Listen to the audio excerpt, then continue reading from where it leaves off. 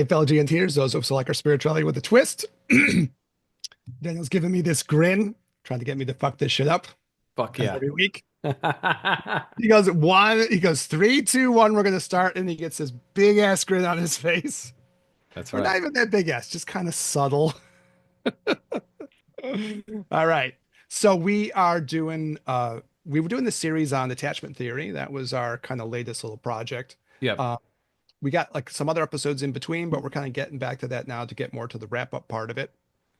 We had done one episode where we kind of looked at the sort of initial experiments around this with kids to get where people got the idea going. Yeah.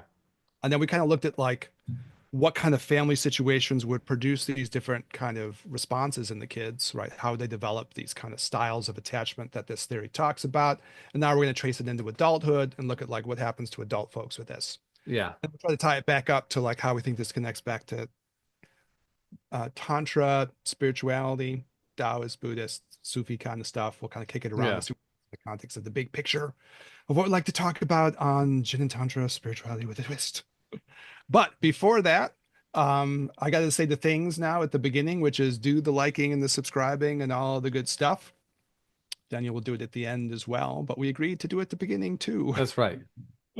And it's like it's so funny because we hear it over and over again, but we all have to ask people to do it because what helps things grow and defeat the evil algorithm that we're all working to defeat, Right. right? The Maya evil delusion goddess of the algorithm that's trying to enslave us all. So to help us overcome it, little like, little subscribe, maybe, and like try to help get these things out to people. Yeah. All right, attachment theory into adulthood. So the whole idea would be kids develop these styles when they're young, right? They have these sort of intrinsic attachment needs, and then you get to like certain conditions that kind of like set the tone for how that happens for kids, kind of conditions them, I guess, right? And then this potentially uninterrupted will carry into adulthood. And the hope for us in doing this is that we present the ideas and then we can all kind of self-reflect and see, okay, does any of this apply to me? And then Correct. what can I do to work on these things, especially in terms of maybe trying to make these more deeper spiritual relationships with people. You know, I'm using these tools to help us do that. So, tantric relationships, Sufic relationships, and so on. All right. So, these attachment needs kind of transfer. Now, in the statistics that I saw around this, it's somewhere in this range of 40 to 50% of the people that end up with like secure adult attachment. So, it's going to be like a lot of folks, approximately half of us, give or take. We're going to have some issues around this. And then And we can kind secure of trace. Yeah. again, just a brief secure attachment, 2 minutes, because we do have most of our viewers are new viewers on I this. think I think the idea would be that you're able to, it's kind of almost like defined by like contrast with the ones that are bad, but Sure. it's kind of the idea that you're able to connect with people when you need to connect to it, Mm-hmm. connect with them. Your one side, and we'll get to these descriptions in more detail, is you're not too closed off and isolated. So Sure. you cut yourself off. The other side, it's kind of like you're not too like wrapped up in feelings of insecurity and need Mm-hmm. that lead to kind of maybe more desperate feelings almost, right? Or more Mm-hmm. attention seeking behaviors Mm-hmm. where it's forced. And the last one's really interesting where it gets kind of disorganized, where people kind of don't know what to do with themselves and they flit around between these styles, right? Yeah. Yeah. I think the phrase I want to get back to, or the phrases I like to get back to later on for me personally that matter a lot, maybe once we're done with it, the whole kind of descriptions of the different subtypes would be this idea of having a safe haven, the ability to make secure space for yourself Mm-hmm. to get that part of the needs met. And then the idea of like having a secure base, which is almost like an exploratory base. Like you'd have a base and you're able to go out and explore the world from that Right. base. And we're able, if you're able to find both of these. So I suppose in the secure attachment thing, you're able to get both of these kind of set up in some ways.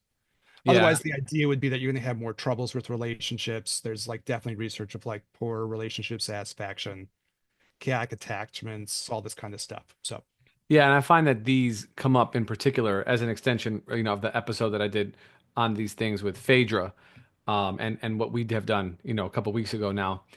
But these really show up during arguments, or during conflict in most what I find Mhm. most acutely, right? And so, like, and when we talked a couple weeks ago about the attachment styles that were observed during childhood when the parent or the primary caregiver left the room, then you saw the secure, the anxious, the avoidant, and then the mixed, is that when somebody feels like their attachment with their partner is threatened based on an argument or what disappointment, whatever the case is, then their attachment style pops up right Yeah, at that like moment.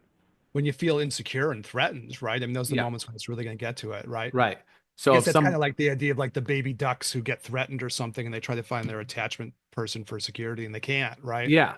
Yeah, and you Yeah. just watch how people respond. If somebody is all over it, and they're kind of blowing up a little bit, it's an anxious style, you know, Or like like, yeah, yeah, got it. right? Yeah. And Anxious. somebody Yeah. and somebody who withdraws or they ghost, Hmm. there's your avoidant, and Yeah. somebody Yeah. who's Yeah. willing to kind of work through the conflict, probably relatively secure, and then someone who does all the above, the mixed version.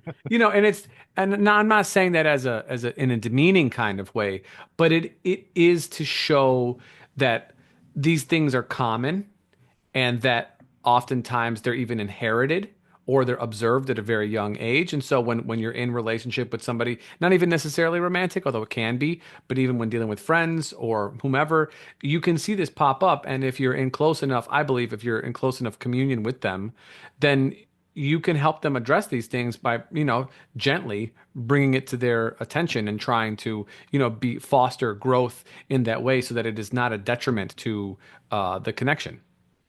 There's this like a great psychologist, Carl Rogers, and then Irvin Yalom is another one. And they kind of talk about this kind of idea that it's the relationship that heals. And I'm a kind Mm, of a big believer in that personally. I think hmm. relationships can be like incredibly healing, like expansive, right? Yes. And yeah, I believe in that kind of alchemy between people.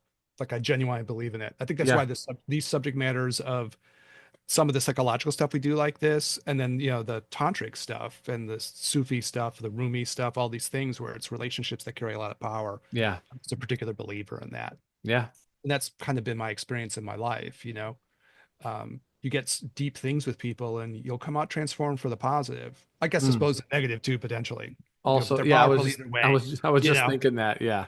yeah, but there's an alchemy there potentially for sure that you can use for It's good, possible. right? Definitely. It's definitely Definitely. possible. Yeah. All right, I guess I'll go through the different styles. I'll kind of give a take on them. Sure.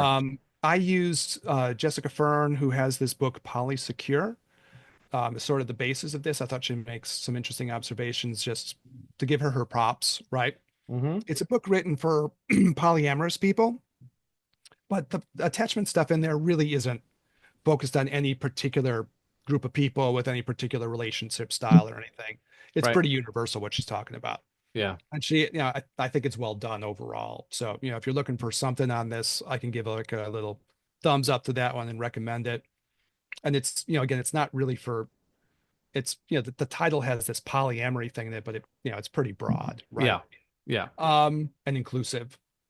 All right. So the first of these, kind of what you were talking about, this kind of avoidant, dismissive idea where people withdraw. You were talking about the ghosting aspect of people, right? Hmm. Where Hmm. people cut themselves off. So the idea was when these people were kids, they were the people in the experiment who seemed to like go inside themselves, but when you actually looked more closely, they were super stressed out. Hmm. So they look okay from the outside, but even when they were reading like stress hormones in these kids and stuff and heart rates, they were really showing these signs of stress. So that was the pattern, right? And growing up in households, I guess, where they kind of just like turned off, they kind of gave up. I'm not going to be able to get my needs met. So why even bother is the kind of underlying psychology of these folks on some level, right? Hmm.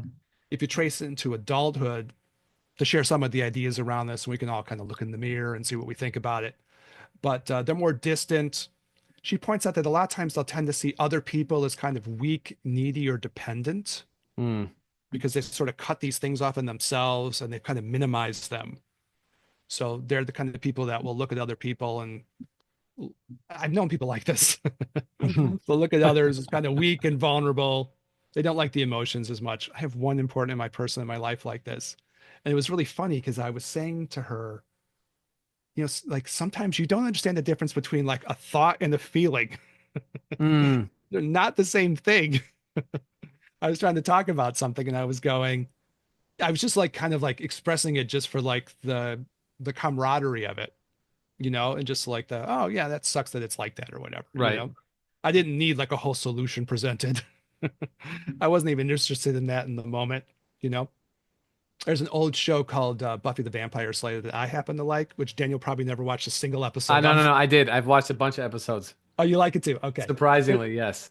There's a great conversation they have where Buffy's trying to like talk to one of the other characters, Willow, who's one of her best friends, and Willow is learning magic, like actual like Hogwarts kind of magic, Harry Sure. Potter magic, not like card tricks. So, she's learning magic and she's having some hard times with it. So she talks with Buffy and she says, is laying out the problem. And then Buffy tries to like say something back, which hits completely wrong. And Willow's like, uh, what are you doing? And she gets super upset. And then Buffy goes, oh, I didn't realize we were having a different conversation. We were having the I feel your pain conversation, Mm, not the, you know, it's no big deal conversation or let me solve the problem for you conversation. yeah. I thought that's such a wise little piece of writing because people get it wrong, you know? Yes. Yeah. Yeah. And I think that's what I was trying to express a little bit. Like, the difference between a thought and a feeling. This is just a feeling. I don't need a whole checklist of how I'm going to solve some shit. Anyways. You wanted And to be it's you wanted to not, be heard. yeah, I just needed to like get the emotion out and that's it. And that I was feel that. like this is a very common conversation in couples, typically with the female side saying, I just want to be heard, and the male side saying, but I could fix it. I have an idea. I'm gonna give you a solution. Well, my daughter always gives me shit. I'm a little effeminate, so I'll take that. That's your inner deity. Your Yes, yes, yes. My inner Tara was like just yes. expressing, emoting. Mhm. Yeah, yeah, yeah. But it is something. If might catch people who are like this idea that they kind of minimize the emotion aspect of thing, and they'll see other people as being kind of weak or needy or dependent. Yeah. She kind of theorizes that maybe some of these people, even though they might show a stronger exterior, they have some of the self-esteem issues you might get. Mm, Everybody can have these things. I guess overall, there's are questions of like their ability to connect relationship wise and then sometimes sexually too, because they can't kind of like give over to the emotions of sexuality, right? mm, I can do the physicality of it, but maybe not the emotionality of it. mm. They tend to minimize relationships and they kind of be more repressive of their feelings, right? And so they don't understand emotions. They're more logical people and they may not get it. It's kind of interesting sub observation that they say that they don't remember their childhood very well Mm. and their relationships might be a little bit kind of generic or something. And there might be something to that when I think of people who are a little bit more like this. You ask them and they'll say, oh, everything was great. And if you ask them details, they'll be like very vague about like the things that happened, even when they're Sure. kind of dramatic sometimes. The person I was thinking about actually had a woman like commit suicide in front of her, Oh, jumped off a building and landed in the courtyard. And she talks about it like kind of like it's nothing, you know? So kind well, of a that's tough person on some level, but you also feel like kind of minimizing. kind. But Yeah, great person, what's that? definitely beyond kinda. Yeah. Um, but the genericness of it and the minimizing of it is, I guess, one of the features of this. Sure. That's a dramatic example of that. But Right, but it's a protective mechanism for sure. yeah, you would think so. Yeah. They and so in a certain sense, there's a denial aspect to this. We did these episodes on defense mechanisms back a Yeah. bit ago, right? And this is Yep. sort of a denial of the more vulnerable emotions, right? Mm-hmm. And maybe kind of like an inability to kind of recognize those things.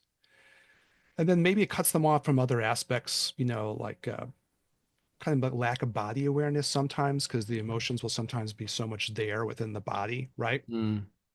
That thing in Buddhism where you have like the form aggregate, the physical part of the person and the emotional parts, right?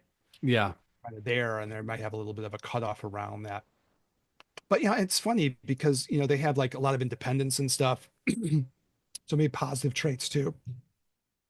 Then she kind of captures it at the end with the idea that they do well kind of being alone rather than being with others, and it can be kind of harder for them to move back and forth.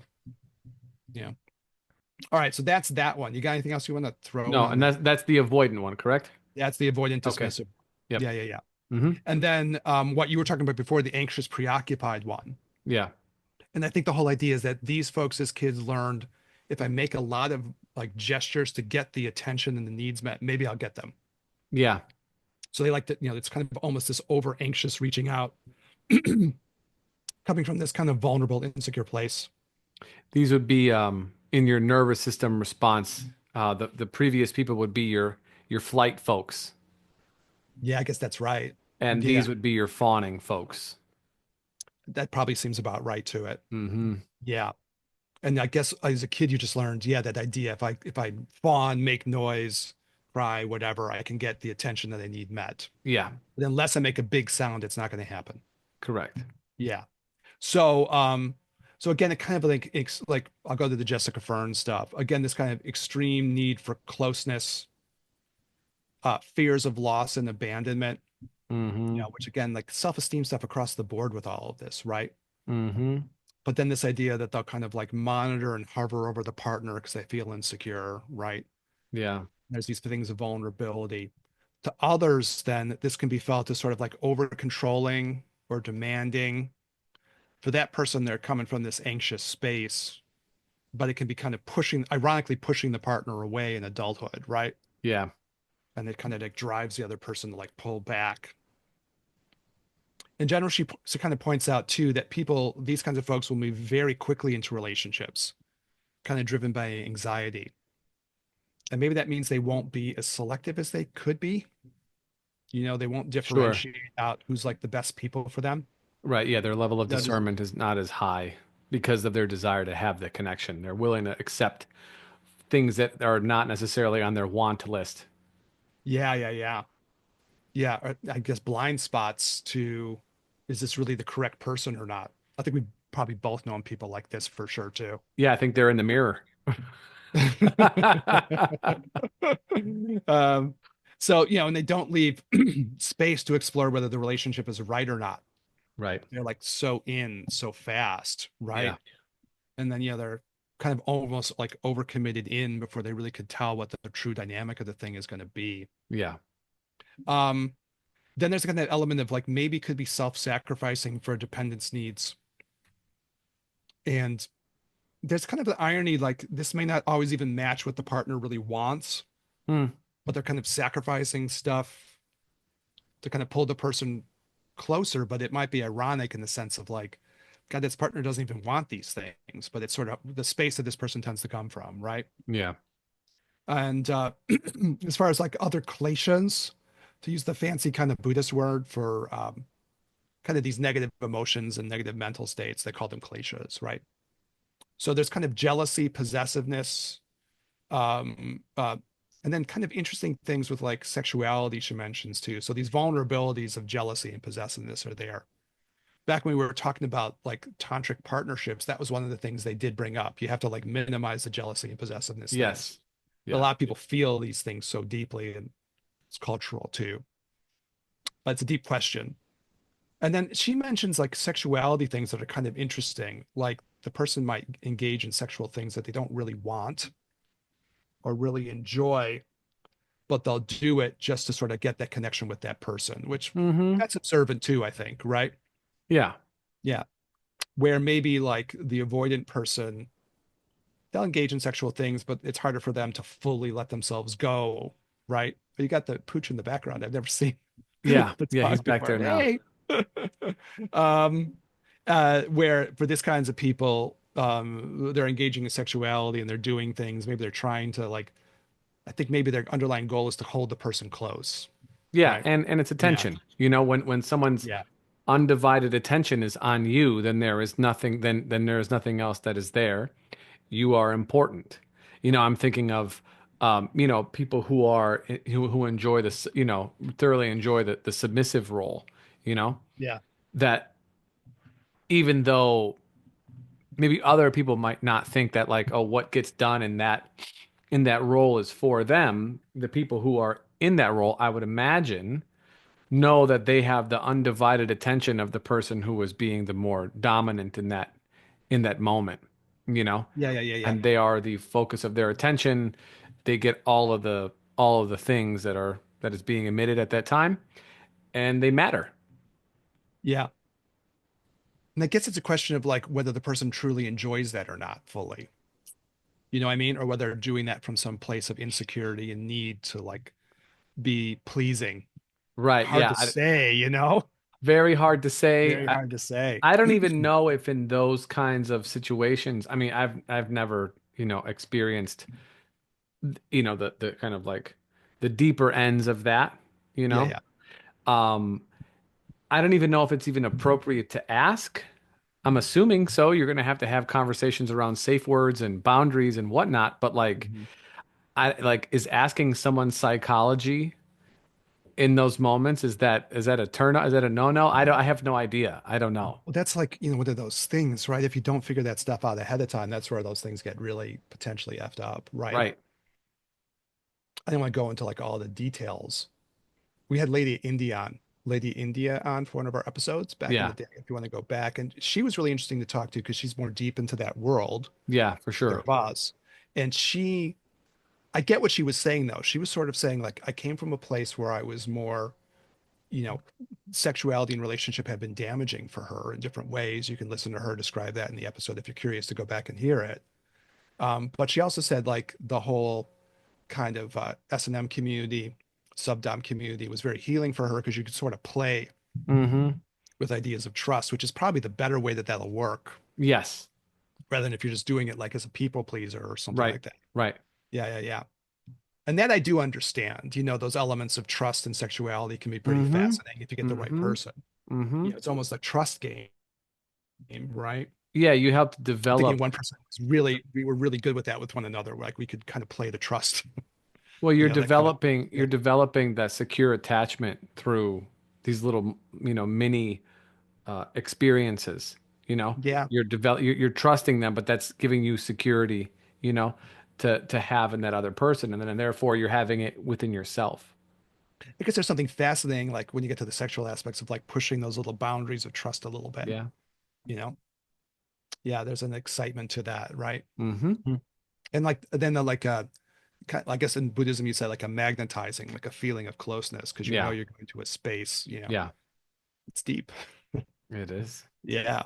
Um, all right. Anyways, she also, Jessica Fern, going back to this kind of group of folks, she talks about kind of like emotional confusion, Mm. where the person may not always be able to tell their own feelings from the partner's feelings. They're empathic, I guess you'd say, right? They have Yes. sensitivities, but they're confused by where the cutoffs are. This man, this is so common. This is so common. Yeah, yeah, yeah. People are very sensitive, in general, especially in this kind of world. And when I say this kind of world, I mean the healing world, the Mm. kinkier places, the people who are probably a little bit more progressive in their views, people who are a little bit more hippie, your artistic folks, your creative folks, your neurodivergent folks, these kinds of folks. Um, they tend to be very empathic, and I hear it in the clinic. I don't know how much you hear it in the clinic, Eric, Yeah, but yeah. people who say they take on other people's stuff Yeah. and they swear they're like, but it's not mine, it's not mine, it's not mine. And I'm inclined to believe them, but they're still presenting with it. So whether or not it's quote unquote theirs or not theirs, it's yours now. You, Yeah, yeah, you, yeah. you know what I'm saying? And so this again, the term discernment comes up once again as to, how can you navigate someone else's emotions while still maintaining your autonomy and being, sympathetic to their situation and sort of what I say, lending out your heart without taking all of your, without taking on the other person's stuff, not knowing how to discharge it, if that makes sense. Yeah.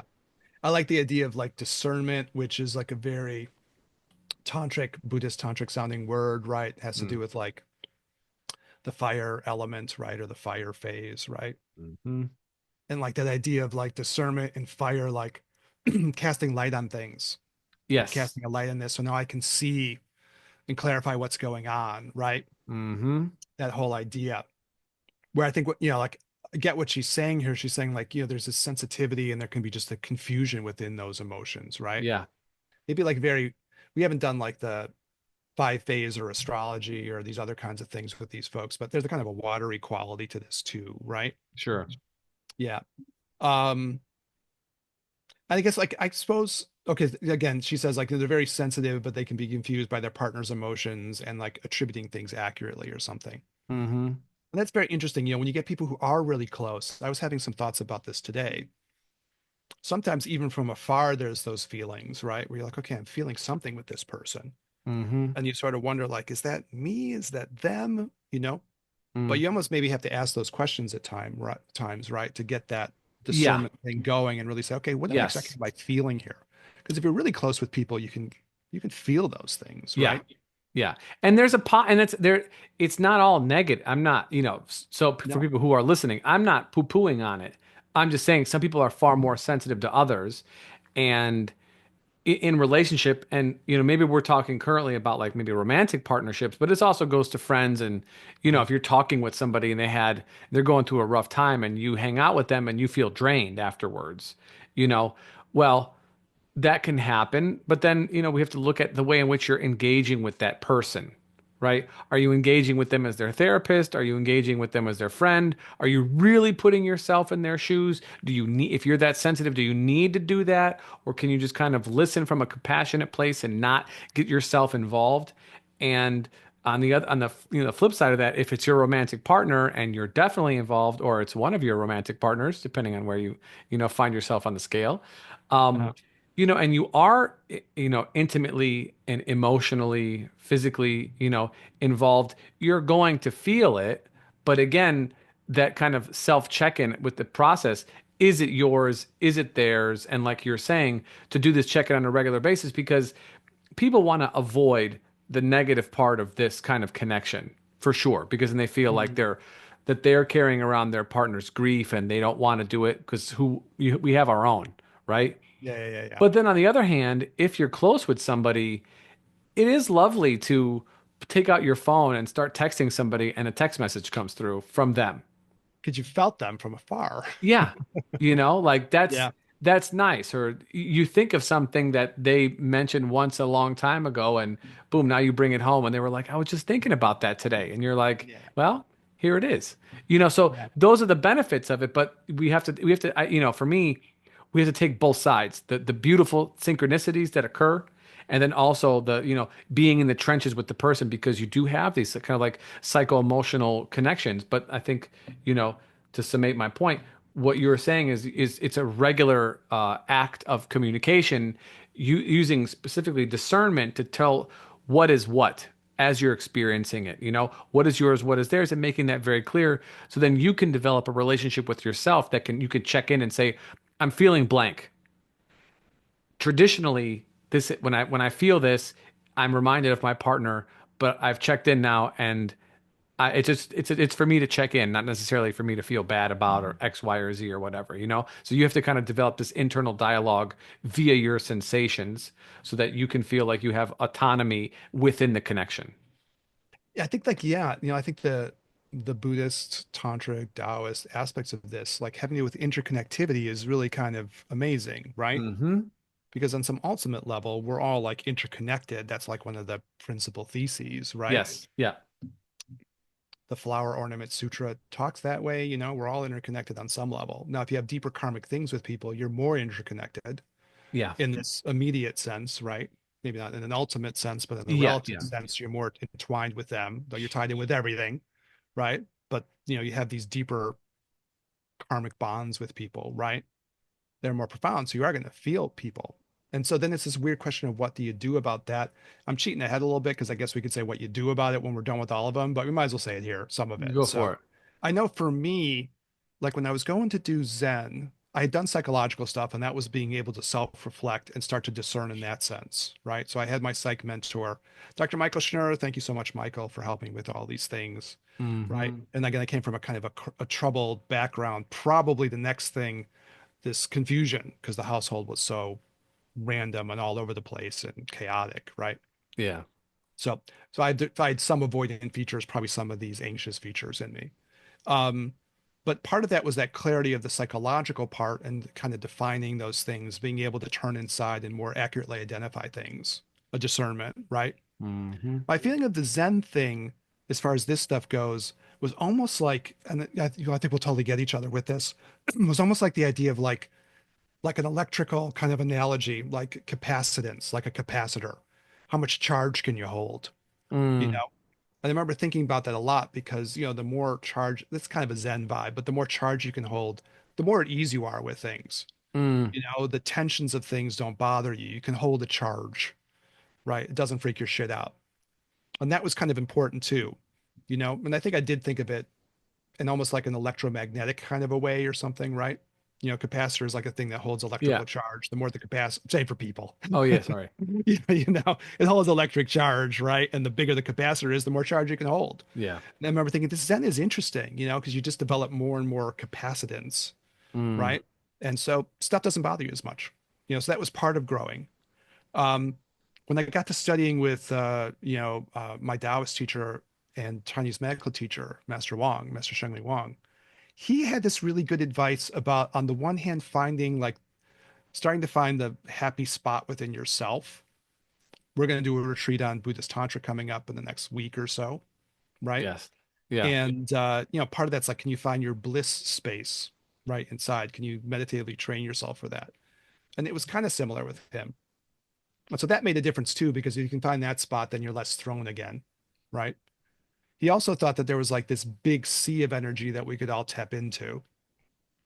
So in that case, you don't feel like you're just supporting yourself with your own energy. You feel like you're supporting yourself with like, he would use the word true chi, which is kind of like a Chinese medical term for Zhen Qi, true chi, the true chi of the universe you can tap into. Mm, I have students come up to me and ask me about this, like, how do I go through and deal with patients and not take on their stuff? And I think I learned the most for that, Daniel, for me, like working with Master Wong, because mm. he was like, you don't have to just use it for your own energy.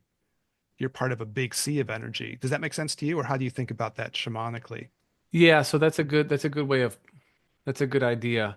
Yeah. Sort of dipping into the universal potential for the moment, if you will, when dealing with patients, or if, because there's people here who are practitioners, but, fortunately our audience is growing and people are do all different kinds of things. So we try to kind of relate it to your regular life. And we'll just say you're dealing with friends or family or your kids or whatever. And you do feel like maybe some problem is overwhelming to you, or you don't have the answers because who has all the answers?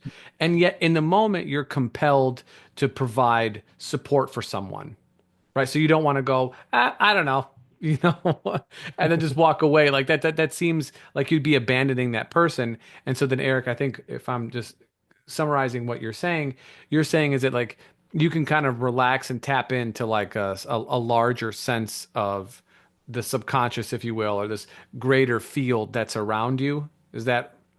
Well, he was definitely like being very like Chinese Taoist, where he was, and Mm-hmm. Zen masters would talk this way too. I Mm-hmm. remember like kind of like realizing they're saying a similar thing. I think, you can feel overwhelmed when I have to hold this just me, You're right.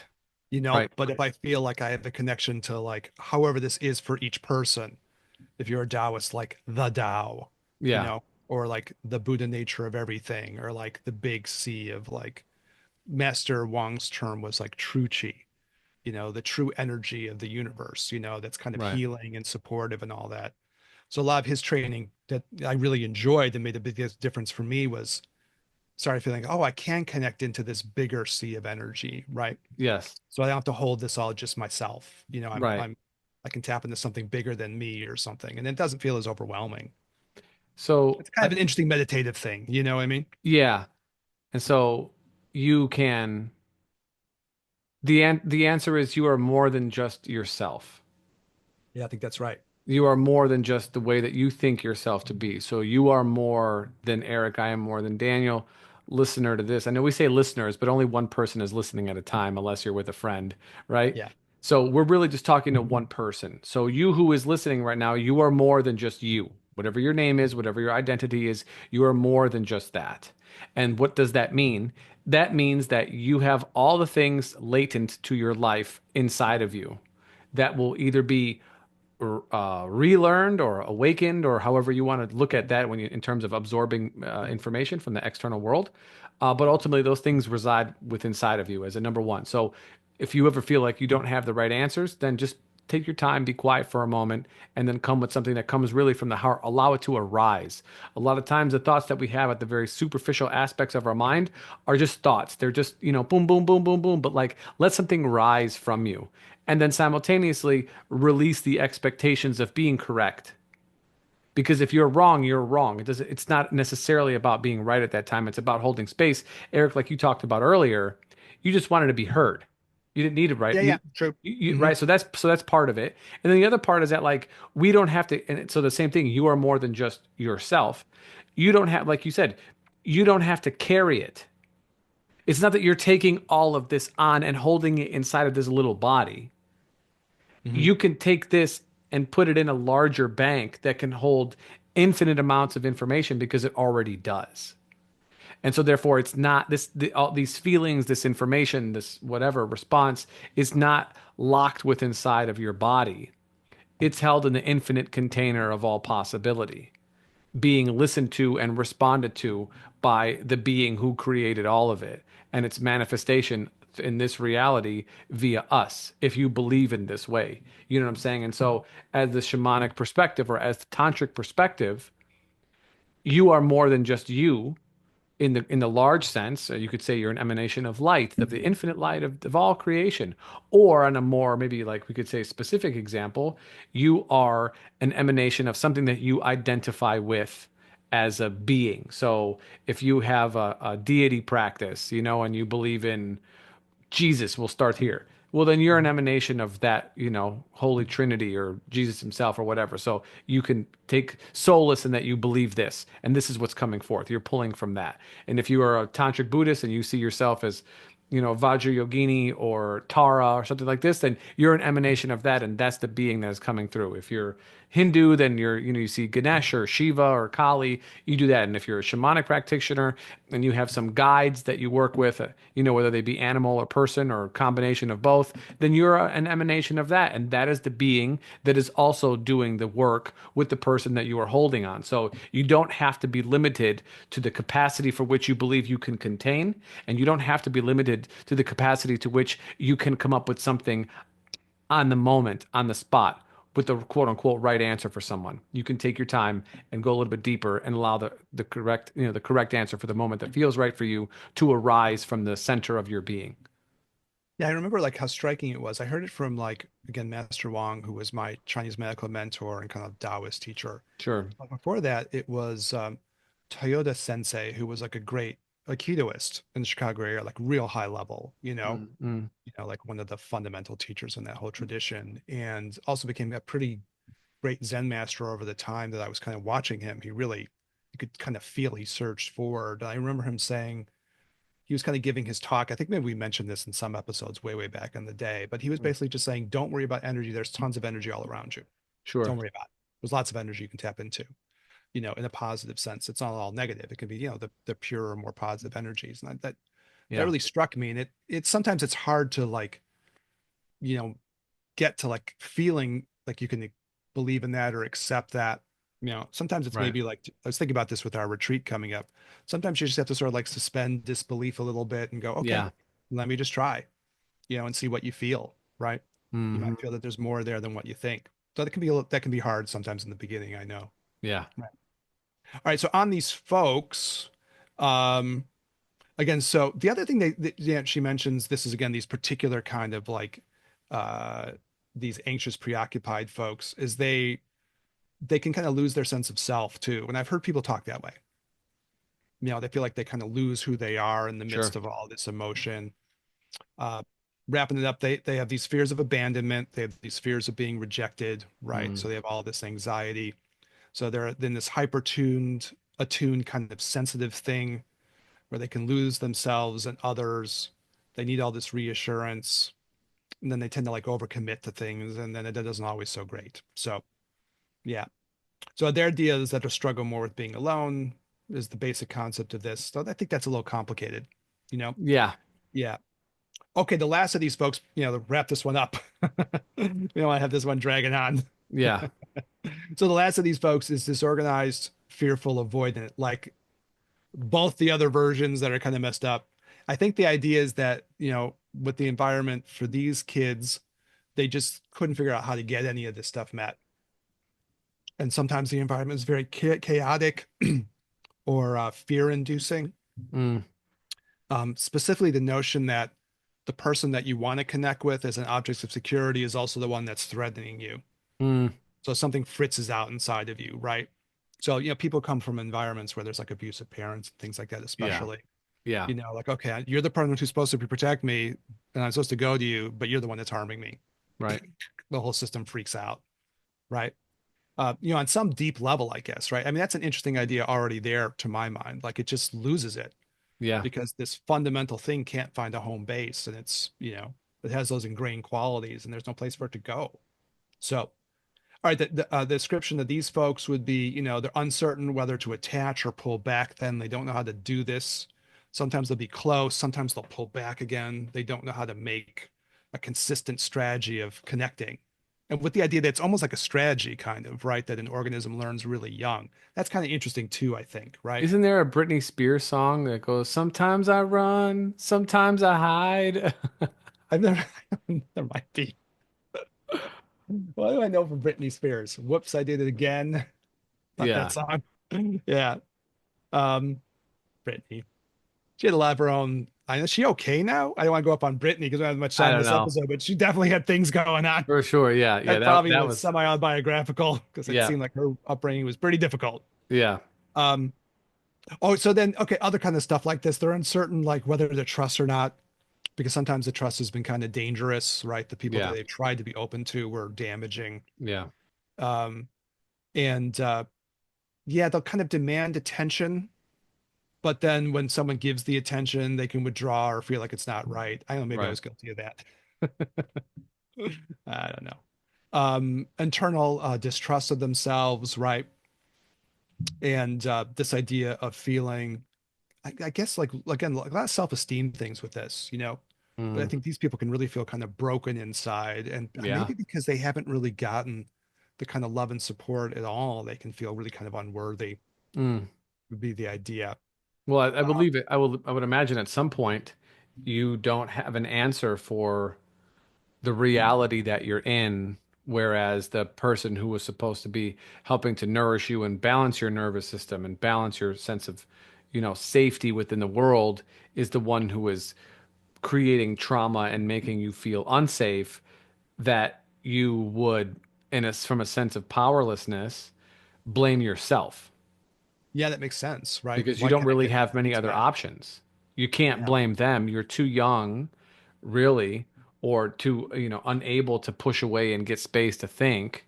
So you're I mean, at least in the moment, I would imagine you would blame yourself because what else would you have to blame? What other, how would you learn any other way?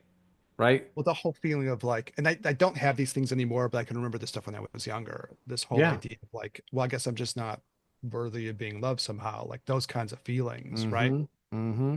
Because obviously these people are supposed to be have nice feelings for me and they're dumping a bunch of shit on me. So I Right. guess that's my fault or like some lack in me, you Right. know? Yeah, that makes total sense. They're kind of like an odd desperation of these things too. It's an odd anecdote, but I can remember like just not sure. This is like being a young kid, and just to show how weird this stuff gets, I was just not sure how to get right attention. And I can Mm. remember like doing this weird thing where I was trying to set up like it looked like I fell off this like dresser thing. Mm-hmm. I laugh now because it seems funny in retrospect. But I had like rigged up this whole thing to make it look like I had fallen. And I was going to lay on the ground under the debris of this accident to see if I could get people to respond in some way. And I think I laid there for a while and nobody came. So the whole setup was just like me laying under like a false kind of like I'd fallen under all these things, like symbolic. And then at a certain amount of time, I realized like, well, nobody's coming. And then I also had some part of me that was like, well, this is kind of ridiculous, even though I was like maybe 6 or 7 years old.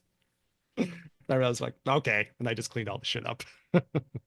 But it was this kind of like, and I look back at it when I was, reading this, doing our research, kind of rereading this book about this. And I was thinking, oh, yeah, I had some of those weird qualities, Mm. as a kid. And, anyways, I don't feel those things as an adult, and I could not like I don't feel sad about, the people, adults around me who were difficult. I'm over all that, and I think you can heal from these things, which is positive. But I could reflect back and go like, yeah, that was pretty just strange. Well, in adulthood, Eric, they might call these a damsel in distress. Yeah, maybe so. It's a second reference to me being effeminate, but I'm going to take it.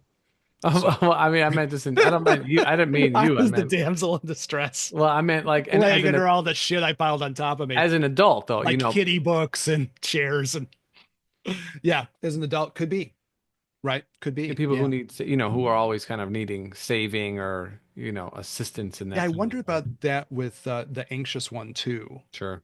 you know, the anxious preoccupied one.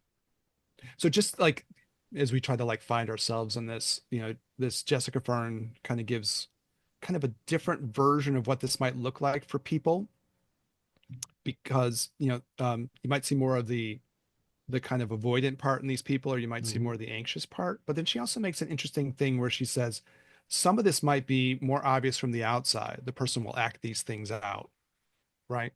And you'll see the obvious, like okay, I need to connect, or I'm going to pull back. I don't know what to do with myself. It might be more transparent in their behavior. But she also talks about people who you wouldn't know that from the outside, but all that shit's going on inside of them, and there might be this holding that more internally.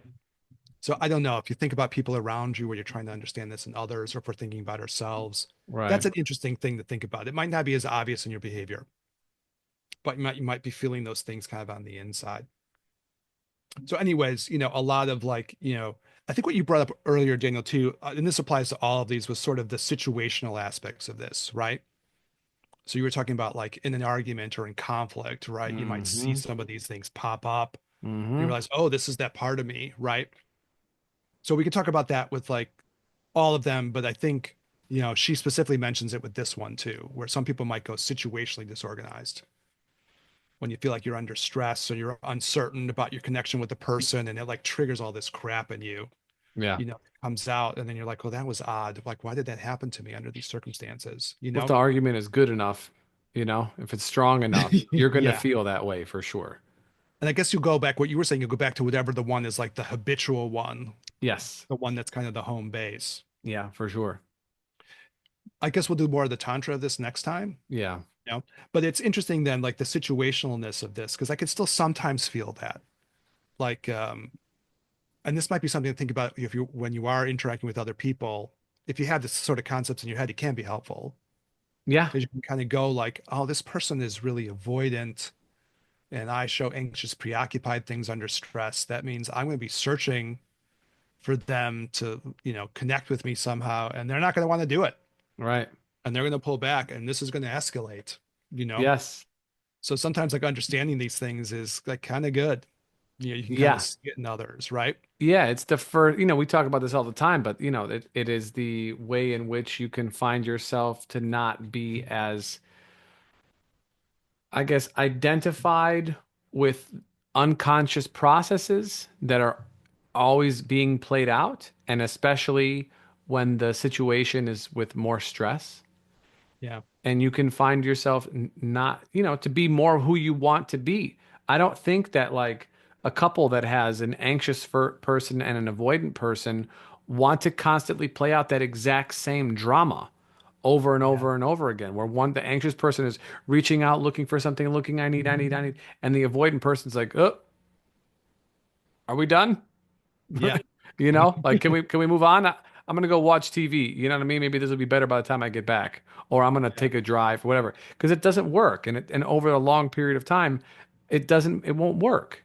Someone is gonna have to make a sacrifice for their deep sacrifice of their happiness in order to keep this thing going if the dynamic isn't changed. So I think part of this thing that we're doing is always, liberation through hearing, right? Through kind of like Yeah. Yeah. Yeah. education, if you will, you know? And I Yeah. love this quote from Marcel Proust, it says, why have we been abandoned? And we identify the reasons for our discomforts. Because it doesn't necessarily absolve us of our pain, but it can form the basis of recovery by assuring us that we are not uniquely cursed. I know I said that a few weeks ago, Yeah, yeah, we were talking about that. Yeah. but it still resonates, because it's talking about freeing yourself through learning. Yeah. I guess like, we get to the end of it. I think Jessica Fern makes a point about this too, which is like you don't want to over identify with like your attachment style. She says some No. people will do that. I'm an avoidant, person. I'm a disorganized person and so on. I mean, that's not healthy, right? You get too rigid in that. But there is something about like, you have this is the like in like spiritual path kind of stuff, what they call expedient means, right? Yeah. You have tools to help you understand what's going Yes. on around you that you can go, oh, well, wait a minute. I learned this set of ideas. This person's really acting anxious, avoidant. Okay. That means inside they're probably really stressed out, Mm-hmm. right? So I should understand it about them. They look like they're non-responsive, but really inside their heart rate's probably going, Mm-hmm. their cortisol levels are rising. Mm-hmm. Their shit's all freaked out, even though they're not showing it on the outside. Okay, I understand. And I'm a person who needs a lot of attention, or vice versa, whatever it is. You Sure. can start to understand this in others. The only last thing I guess is, before we close up, what I really like about these kind of conversations too, that I think is important in our like spirituality things, and we've done this right before, but sometimes when people talk about getting over stuff, especially like the kleshas and the negative emotions, they use these super like mundane situations that have like no punch to them or kick to them at all. I'm mad in traffic is like the cliche that you always hear.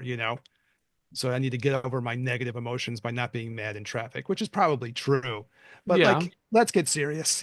That's not when these things really come up, right? They come up in these situations, right? Right.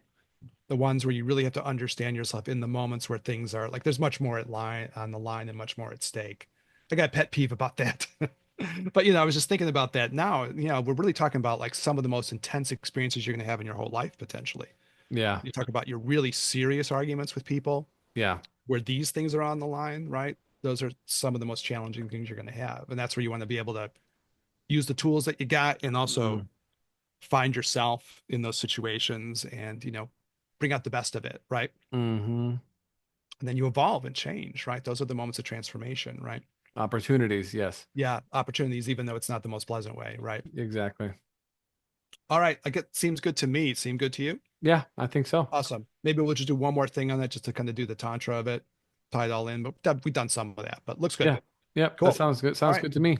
Well, Eric, Thanks, thank Daniel. you. Thanks so much as always. Appreciate You. the hopping on the ship and doing the thing. Audience, thank you so much for listening. One listener right now, or maybe you and a friend. Thanks for tuning in. You know, like, subscribe, or just subscribe, don't like, that doesn't really matter. I mean, everything helps, in the algorithm of the world, but we appreciate all the love for sure.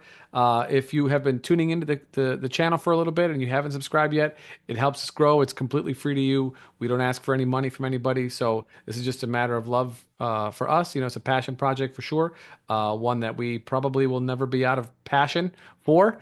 But we do somehow find more energy and more passion when people are engaged a little bit. So leave a comment if you have a question, or feel free to hit us up, ginandtantra@gmail.com, or slide into our DMs on on the gram, as the kids call it, the IG. What's happening with you? Gin and Tantra podcast on the old IG. Send us a message. We'll get back to you for sure. And if you know us personally, send us a text message, messenger pigeon, or smoke signals. We'll definitely we'll holler back for sure. For Eric, this is Daniel, I think. Last time I checked. We'll catch you guys in the next one. Peace.